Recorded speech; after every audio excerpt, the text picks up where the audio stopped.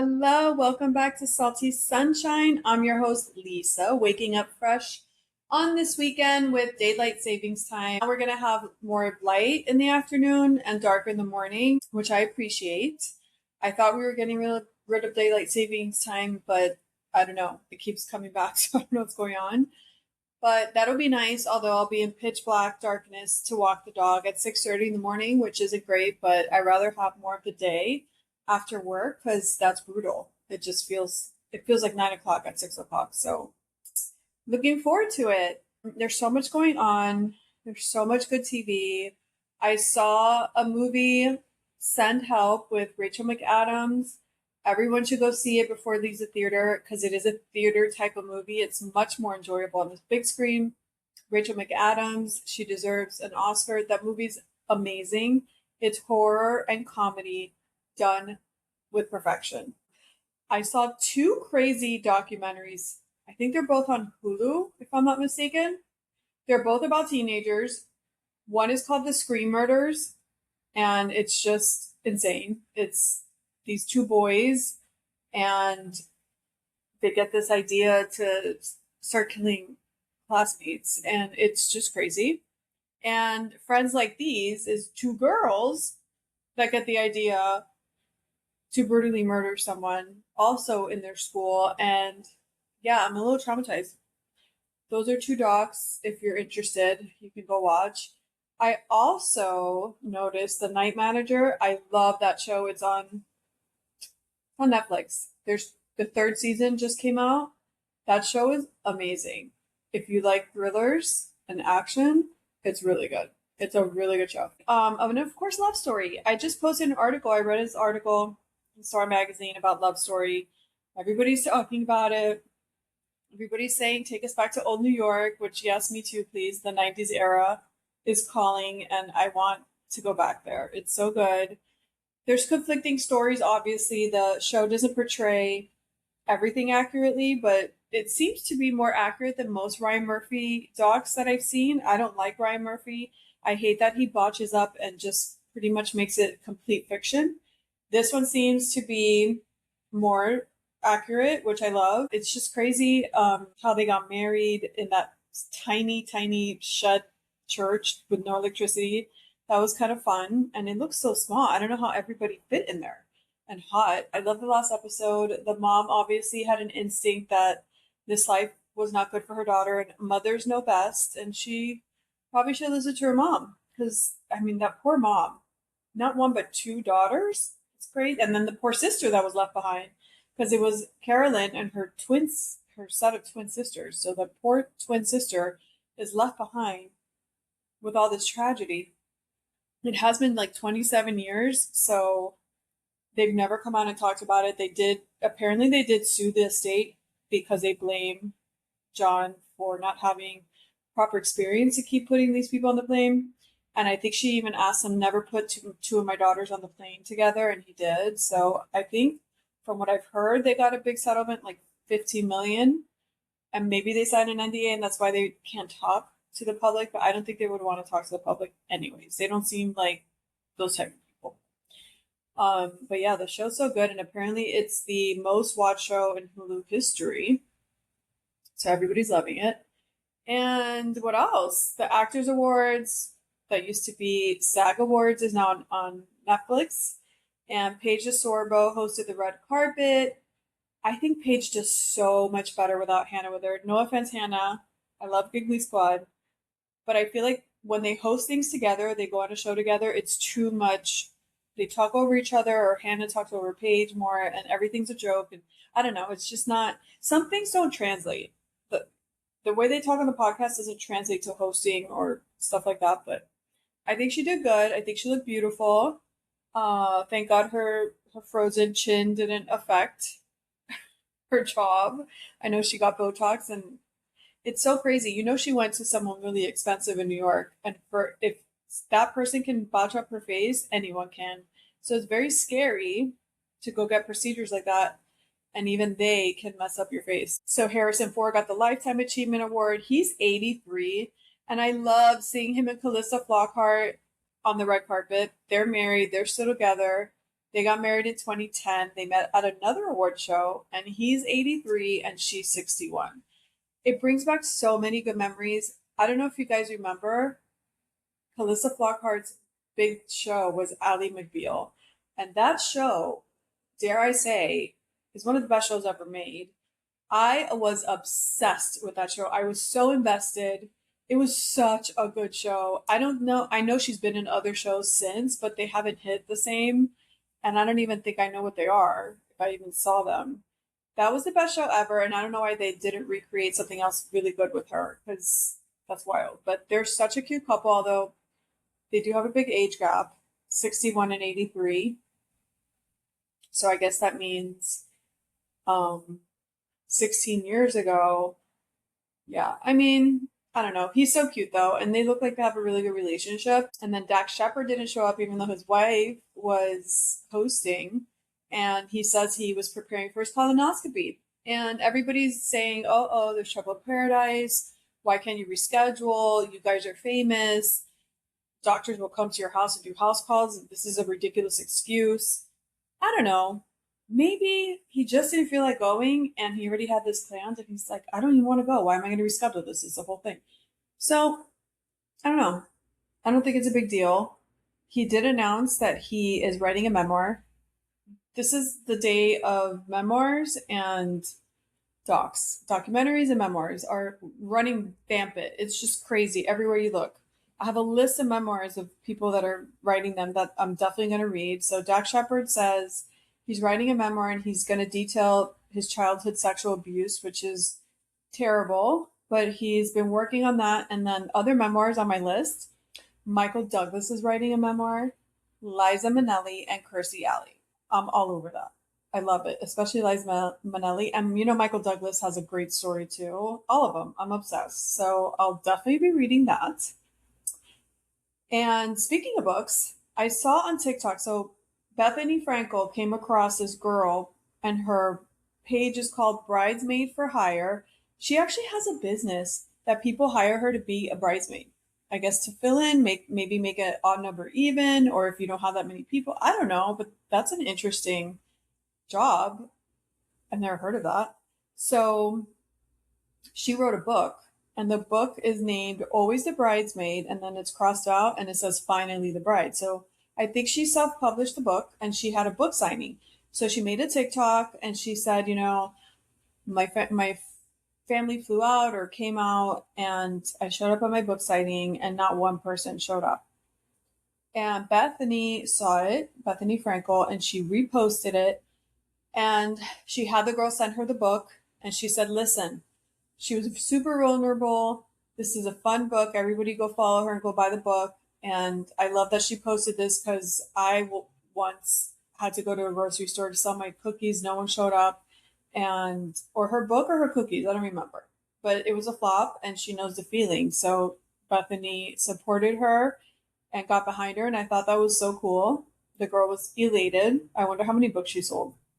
I wonder if the book is good, right? And then now everyone's talking about Jim Carrey's new face. So he either went on Oprah or he's gonna go on Oprah to talk about all the speculation of his facelift and fillers and Botox and everything. And it's so funny because he is giving Mickey Rourke. Everybody was saying they had a conspiracy theory that he wasn't him and it was a clone. And that's not really Jim Carrey and he's just acting like Jim Carrey. People are so ridiculous.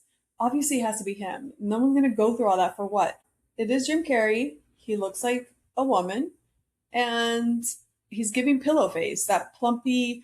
When you plump up your face and you get that, it's kind of like a soft cloudy cottage cheese surface on your skin. You start getting, it looks like if you grab the skin, it's just going to kind of melt away in your hands. That's the kind of texture the face gives. The other guy that everyone's saying he got a facelift and an eye bluff, and he's saying he never got it. Yeah, right. He definitely got it. But Jim Carrey looks wild. He looks so feminine. And he's had a girlfriend. He's in his 60s. His girlfriend's 32. He's 64. And her name is Minna. And she's an actress. Again, with the age gap. It's just so crazy. He looks insane, and RIP Jim Carrey, because it doesn't look like him anymore. More TikTok news. Claudia Oshry from The Toast. She comes out because they announced the lineup of Real Housewives of New York, 13th season. They shook up the cast. They're bringing back Erin, Sai, and I forgot who else. They got rid of everyone else, and they brought in new people. And one of the new girls, Haley Glassman. So Claudia makes a post and says, "Where have I heard that name before? It sounds so familiar." So she finally goes into her DMs and finds that she knows this name because this girl has been harassing her since about 2017. She's in PR, which is interesting because as someone in PR, you should know not to do stuff like this that can be, discussed in public. But apparently her family has a plastic surgery center. So she sends Claudia messages like, "Oh my God, your voice is so annoying, like Janice from Friends. Skinny Minnie, you look great, but you got to own your own Wegovy. If you want some skin tightening, let us know." So, and then another one, "So weird, you were skinnier pregnant than you were 2 years ago, not pregnant." Yeah, she's a mean girl. She's also a troll. And I just don't, whatever. It's mean stuff, but it's not crazy, you know. Saying that she needs to own that she's on a GLP-1, I feel the same. I'm not going to waste my time telling strangers that online. But yes, when you've never been this skinny, it's just like anyone in person that you know, stop lying.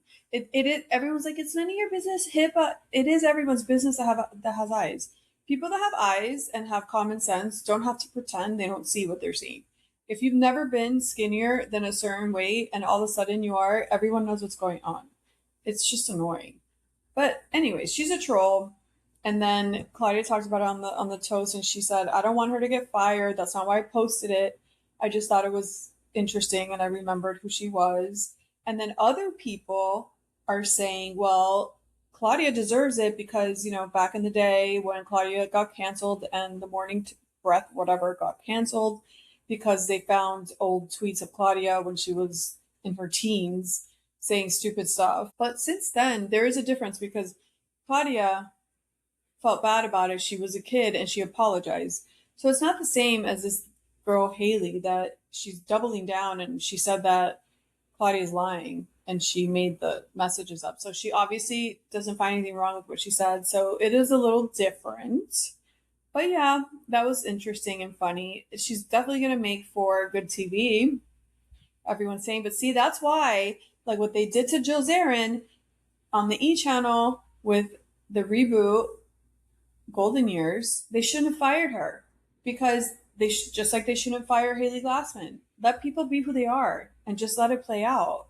Unless it's something god awful, but I mean, just let people be who they are. Benny Blanco podcast debut got overshadowed by his farting and his dirty feet. And I just have to say, I don't know. God bless you, Selena. I don't know how you could be with a guy like that, but you're obviously into him and you guys are happy, but tell your man to stay off camera because if he's going to be vile and disgusting, we don't want to see it. His feet were black. He was farting. The hair and the whole thing doesn't help the situation. It makes me kind of want to throw up. But she was defending him, and then she went on camera and like kissed his bare toe. I don't know. It's crazy, Selena. What happened to you? It's just a lot. It's a lot to take in. It's so much. Before I get into the Love is Blind season finale next week or this week, we have the reunion, which I cannot wait. I'm on the edge of my seat. I just wanted to talk about the craziest lawsuit. There is this psychic, tarot reading psychic, or maybe she's fake because most of them are, but she's a tarot reading psychic influencer, and she's ordered to pay $10 million in damages for falsely accusing professor in University of Ohio murders. So when this whole University of Ohio, that guy that killed like 5 people in that house, they were doing the investigation and everything, I guess she kept coming out and saying it was a professor, it was a professor, it was a professor. And because she made it sound like it kind of ruined his life for a little bit because people believed it, and then he sued her. And now she has to pay $10 million in damages. And that's just crazy. And I wonder how that's going to affect psychics moving forward, because it is true. If someone pays you for your services, say what you got to say because they're asking for it, but you probably shouldn't go online and say things like that. You're clearly wrong. And it's not shocking because most quote unquote psychics are not real. There's very few psychics that actually have the gift. And if they do have a gift, they're probably not going to go online and just rattle about nonsense. You know what I mean? So she was clearly wrong. And she deserves, I don't know if she deserves this kind of suit, but she deserves, I don't know. I have a thing with money and lawsuits. I feel lawsuits should not be a thing. I feel when you add money to stuff, it changes. If you did something wrong, you should serve jail time or something, community service. I don't know. I don't think money should be involved because I feel that's why everyone sues people. If money wasn't involved, people wouldn't sue people. And that shows you there's no real merit to why they're suing in the first place. So, because if they're not getting money, they don't care about the jail time. So I kind of feel it kind of cancels the crime, you know? But, anyways, I thought this was crazy. A lot of psychics go online and say stuff. So, and they're probably, I always say, every time I pass one, which I hate, I try to scroll by really quick so it doesn't, so my algorithm doesn't go to these stupid psychics on TikTok. It used to be so bad, it made me get off TikTok. Once TikTok went offline for a second when they had to shut down, when I came back, the psychics were gone and I was so happy because it really is annoying. And there's 5 billion of them and it's so stupid. There's no such thing as a collective reading, people. That's not a thing. When you're seeing a psychic vision, it's one person that you're seeing. There's no such thing as a collective anything. Take what resonates. I can't take it. I want to go through the phone and just punch someone. It's so bullshit and people fall for it. Especially the readings about your sign. That's not a thing, people. You're a human being with a soul. So if a psychic is going to talk to you, it's you. They're not talking to the people that are Aries. They're not talking. It's just that's not a thing. So stop falling for it. It's so dumb.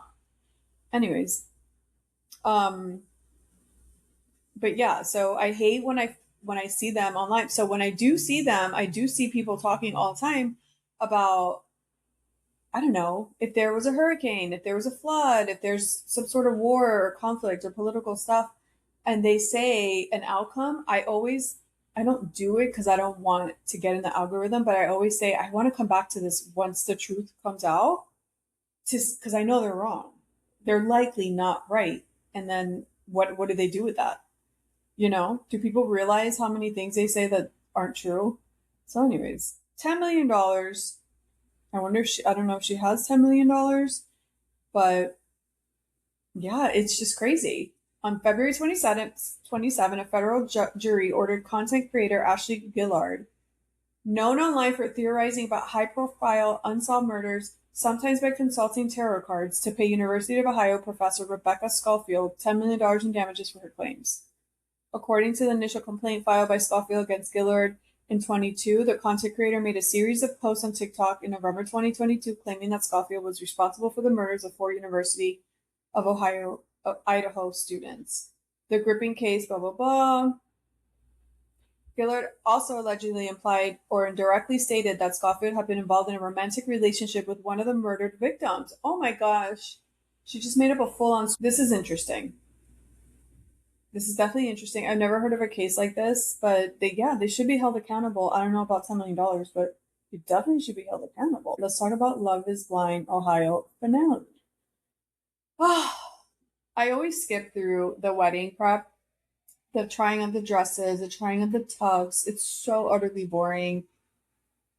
Yeah, it's crazy. I have an idea for Love is Blind. Just hear me out. I think they should mix it up. The format they have now, so you always wonder, right? Why would certain couples call it off before? Why do certain couples just walk down the aisle just to call it off? Well, obviously you get paid if you do that final episode with walking down the aisle. But the problem I have with that, they should just make it that you have to walk down the aisle and then give your answer, right? Just straight across the board, unless you really hate the person, whatever, you're having an issue or whatever, you don't feel safe. But I think that should be the formula. And also, don't bring your family and friends. Have a private, like just a ceremony with you two, and you give your answer. If the answer is yes from both of you, it's followed by a reception the next day where your family and friends show up. I think they should mix up the formula, and that's what they should do. I mean, think about it, how great. They both say yes, party next day, and they film it, and it kind of just comes right after. But for their world, it's 1 day reception, 1 day ceremony, 1 day reception. I think this whole thing of going through the motions and you have a tear and I love him so much and this, it's all bullshit. And then you get up there and you say no in the most nastiest way. Why are you putting your family and friends through that? It's just crazy. I kind of don't like it. So I think they should change the formula. The plan is you're going to do all this through your wedding day. You still meet the family ahead of time. You still have your one-on-ones, all of that. But the day of the wedding, put your dress on and you guys walk up the aisle and you say yes or no. And then, depending on that, you go to the reception. Because if you both say no or one says no, your family and friends don't have to go through that. And it's just, that was the answer. I think that's what they should do. They should switch up the formula. And I feel like they also are recording scenes that we're not seeing. There's so much left out because it doesn't make any sense. Brianna and Connor, they went on this beautiful family. I guess her family didn't want to be on camera because they didn't show us when they visited her family's home. And then they took this beautiful train ride. They had this dinner. It was super romantic. They said all these wonderful things to each other. And the running joke online is people making skits that they're Brianna and they're like, I'm such a bitch, but I just love the way you love me. And no one else will love me, but you're the only one that really loves me. And I come home and I don't want to even look at you, but you just love me. And you love how you think I'm great, but I'm not. And this whole thing, because she just keeps regurgitating how awful she is and how great he is that he still likes her that way, which is a little weird. And then they show this scene after all this romance and her basically telling him this a million times over and over and saying how she just doesn't know if he's a lesson, if he's for her. She just can't go through with it. And it wasn't clear to me whether she was breaking up with him or she wanted to continue dating him, because some of the time it sounded like she wanted to continue dating him, and the rest of the time, and then some of the time it just sounded like she wasn't into him. So what was it? And then Connor, he didn't really ask questions. I like a guy that is emotionally available and kind and all of that. But there's a difference between that and just not speaking up. So Connor's just not speaking up. He should have asked questions. He should have said, do you want to continue dating or am I wasting my time? He didn't say anything. So that's annoying. And that's probably why she steps all over him, because he doesn't step up and say anything. So she called it off. They didn't walk down the aisle. And then Amber and Jordan walked down the aisle. There is a rumor swirling out there that they got divorced 3 months later. And that's why you see in the preview for the reunion that she's kind of stormed off stage and is upset about something. I don't know if that's true. It's a rumor right now. But I hope not, because I really think they're cute. And I don't know. They looked really happy and they got married. Obviously, Chris and Jessica didn't get married. And everyone was saying after Brie told Connor that, everyone was joking, saying she probably ran to Chris and is with Chris, but I don't think she liked Chris either. And then it's just crazy, the Brie and Connor thing, because she even told Chris when he was talking all that crap about Connor, if it wasn't Connor, was no one. Connor was the only one for me, and all this stuff. So yeah, Alex, H, and Ashley. This is why I think they should do my idea of switching up the last parts of the show, because apparently Alex told Ashley the day before she already knew he was going to say no. So why do we have to waste our time watching this entire thing of her getting ready with her family and her parents crying about getting married? She already knew they weren't getting married. So I don't want to watch that. I don't know. So she already knew. They walked down the aisle, and then she goes first and says, I know you don't choose me. And then she starts to unload on him all this stuff and kind of berating him and calling him all these names and stuff. And I thought that was a bad look for Ashley. I'm not gonna lie. Alex is annoying, but you could just say, you're not who I thought you were. We don't mix well. It's a no for me. Blah blah blah. I think it makes her look worse when she's calling him names in front of his mom and his family and friends. I don't, that's just my opinion.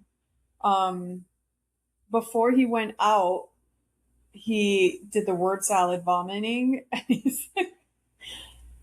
he's used to high stakes and goalposts, and he's used to the pressure and the boiler and all. He's just, the way he talks is so infuriating. He just doesn't know how to just talk normal. He has to always bring in all this word salad. It's really hard to listen to. But I guess he gave her the heads up. He wasn't going to say yes. And it makes me curious. Was she going to say yes if he was going to say yes? I feel that she was.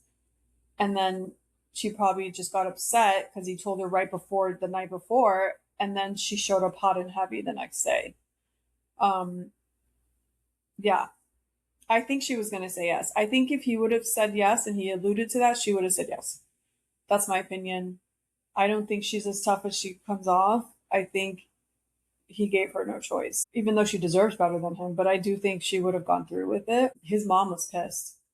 Alex's mom was not happy. She's like, I can't believe she said that about my son. I mean, you can't blame her. That's his mom. And what's interesting with Alex? His friends look pretty decent. His friends were there to support him. They were there at the wedding. So it makes me question, is he just annoying? And maybe he's not all these things we think he is. Maybe he just, the way he speaks is annoying. The way he explains things is annoying. He's a little bit of a true stretcher, but maybe he's just like a nice guy otherwise, because his friends are decent looking and they seem to be close. So, and his mom too. So I'm kind of on the fence of how bad he is. Maybe he's just someone that rubs you the wrong way. But he's not actually that bad. Emma, Michael, that was sad. Emma said yes. Michael said no, which I kind of figured he wouldn't say yes. And also, how do they not tell each other what they're going to say before the wedding? There's no way you spend all that time together and you don't allude to what's going on. Although it should be part of the contract that you don't say what's going to happen, and then you just answer at the altar, just you guys and the officiant. That's how it should be. They need to change the show, the workaround. But he says it's all because he wants kids, and I personally don't believe that. She clearly was going to have kids with him. She clearly, her mind didn't take much changing. She clearly at the end was just like, yeah, yeah, I can see it. Like she just wants to be with someone. You could tell. And Mike's kind of cute. I think he's kind of cute. And I think he wasn't that into her. I never saw the chemistry. I think he would have said no even if she wanted kids. I don't know. I don't think he liked her that much. That's just my opinion. Brittany and Devante. I don't know what's going on. Again, I don't think they're showing us everything we need to see, and then they're getting a bad edit. Devante must treat her like gold, and we don't see it. And then she looks crazy when she's so wishful and wanting to have all this hope in him, and then we see him kind of turn off in front of her. I do think when he went to meet her family, they got along so well, and I know that probably tugs at her heartstrings, and she can visualize this family with him. But they didn't walk down the aisle because he told her he's not ready. But also, I didn't hear him say anything hopeful about their future together. She was the one saying, but we're going to make it through, and we are going to get married one day. And she was so hopeful, and she wasn't listening to a thing he was saying, and she wasn't reading his body language. From what we saw, when he wasn't in front of her talking to us, he was saying that she's so clingy, he can't take it, he needs time away. There's no way he's going to marry this girl. even date her long term. I'm curious to see at the reunion if they ended up dating, which I do. I think there was a rumor that Brianna and Connor kept dating after. Maybe she came to her senses. But with Brittany and Devante, oh, that was painful. She was so hopeful, and when he left the house, he even said, "See you around" or something crazy. Not "I'll see you tomorrow," or he's just not into her. He's one of these people. He's too much work. He's not available emotionally. It's like pulling teeth with this guy. So they're the other couple that didn't walk down the aisle and broke up ahead of time, but the conversation was painful. And I don't know what it is, but I'm hoping we get answers. But Brittany doesn't seem like a desperate girl, but she does in these conversations with him. I don't know what's going to happen with that. Vic and Christine, blah, boring. I don't know. They were meant for each other. They were the shooting stars that found each other. There's nothing else to be said. They had the happiest wedding. Their families are so cute. Happily ever after. Put a bow on it. They're good. So that's it. That's it for Love is Blind finale. I can't wait. I hope they don't bring, which they're going to.